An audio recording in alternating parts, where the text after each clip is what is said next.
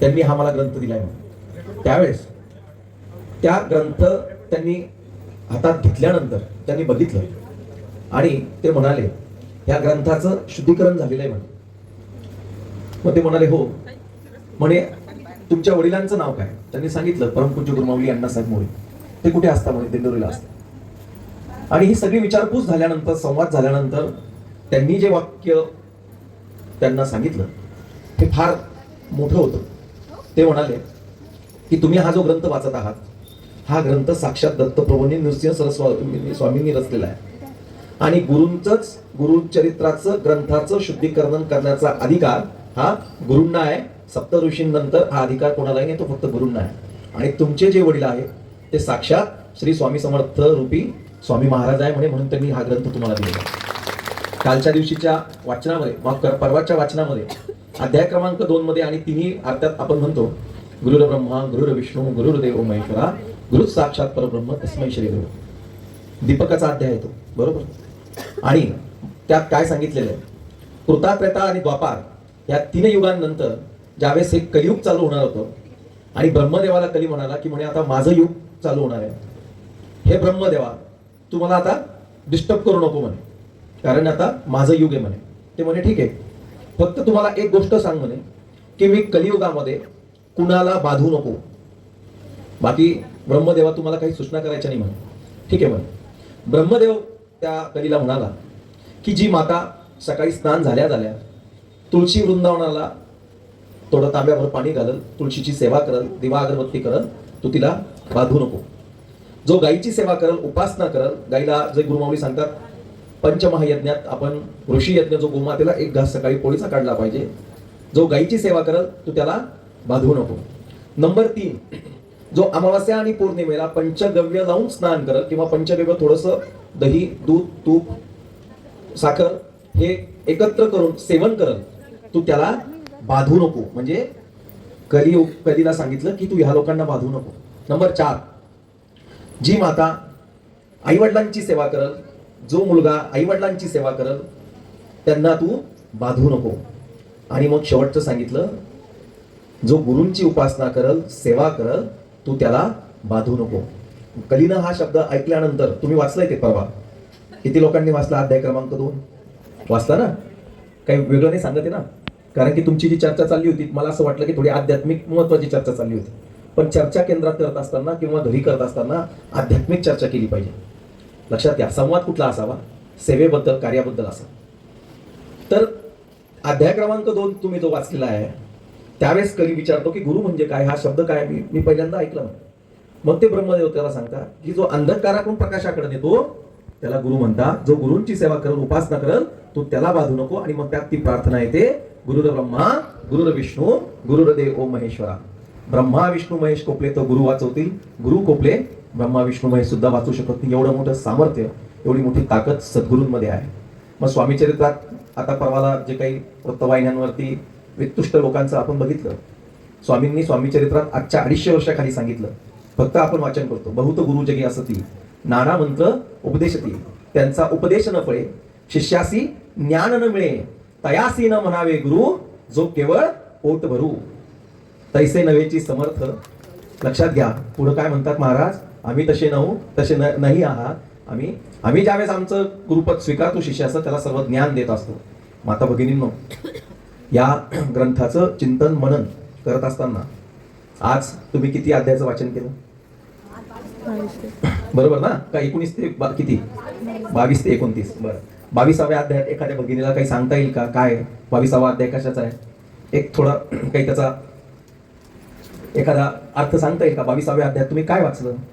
कोणी एका ताईंनी सांगा की हा अध्याय कशाचा आहे. बरं, ठीक आहे. काही लोक नवीन असतील, काहींनी गडबडीत वाचला असं, पण तुम्ही वाचताय ना? हां, तेवढं लक्ष ठेवा फक्त. आणि माझं असं म्हणणं आहे की तुम्ही सायंकाळी किंवा दुपारच्या वेळात गुरुचरित्र वाचन झाल्यानंतर त्यात दिलेल्या ज्या कथा आहेत मराठी, त्या मराठी कथा वाचा. नृसिंह सरस्वती स्वामी गाणगापूर तीर्थक्षेत्रात एका विप्राकडे गेले आणि त्यानं तिथं म्हैस बांधलेली होती, अध्याय क्रमांक 22 वर.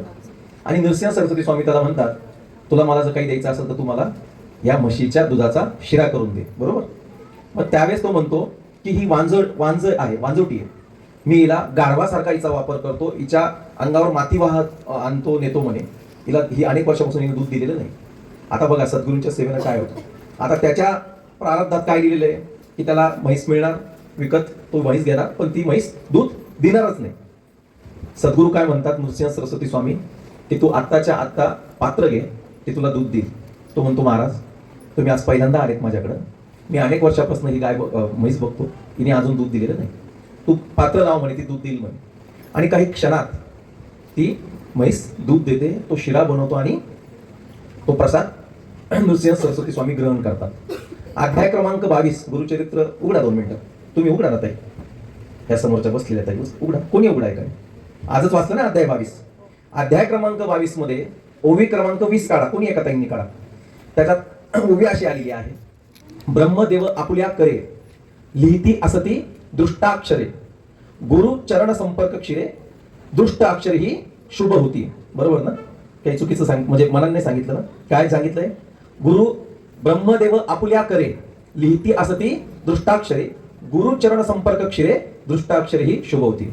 वरच्या तलाट्यानं ब्रह्मदेवानं जरी काही कपाळावरती जन्माच्या वेळेस पाचीला बरोबर चुकीचं लिहिलेलं असेल, परंतु आपलं कपाळ त्रिवार मुजरा करत असताना स्वामींना ज्या ज्या वेळेस तुम्ही जास्तीत जास्त आरत्यांना यागात पारायणात भाग घ्याल, जेवढा वेळ इथं द्याल, त्या ज्या ज्या वेळेस हे कपाळ स्वामींच्या चरणी नतमस्तक होईल, त्या त्यावेळेस हे दृष्टाक्षर ही शुभ करण्याची ताकद सद्गुरूंमध्ये आहे. बरोबर ना ताई?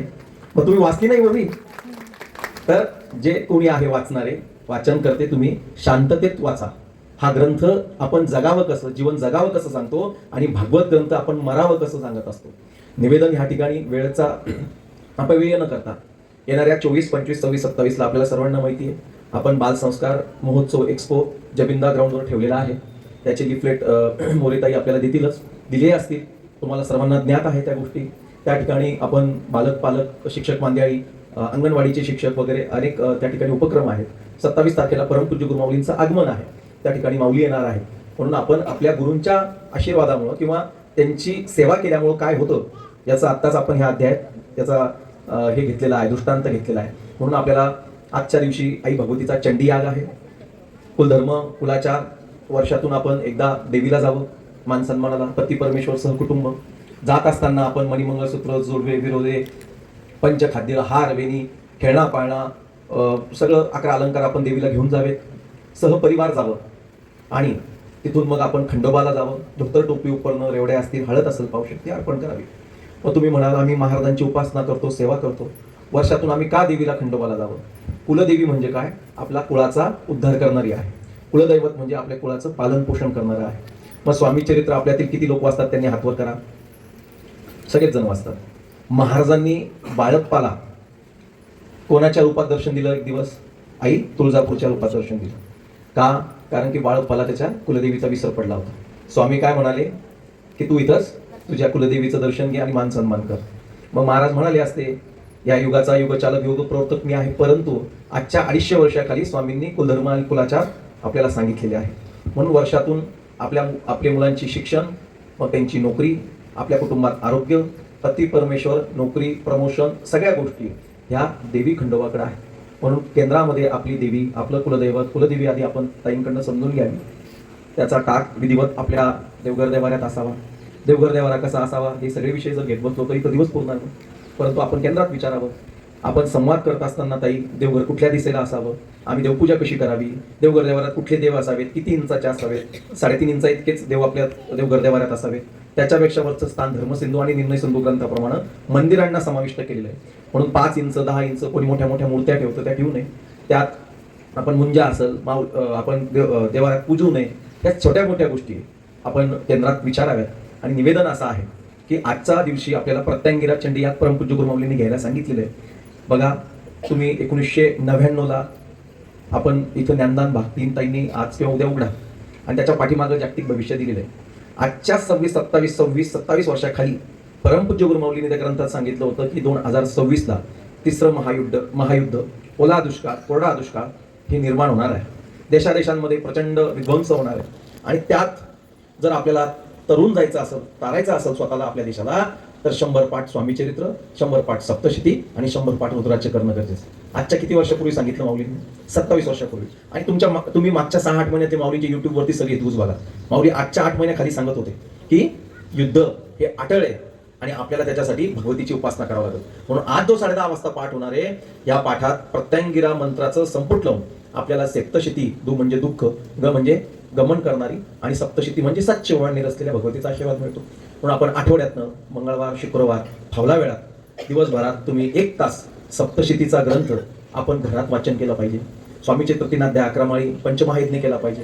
सायंकाळी कालभैरवाष्टक वास्तूत आपण म्हटलं पाहिजे. म्हणून या ठिकाणी वेळेला वाणीला पूर्ण विराम देऊन झालेली सेवा महाराजांच्या परमपूज्य गुरुमाऊलींच्या चरणी निवेदन करतो. श्री स्वामी समर्थ.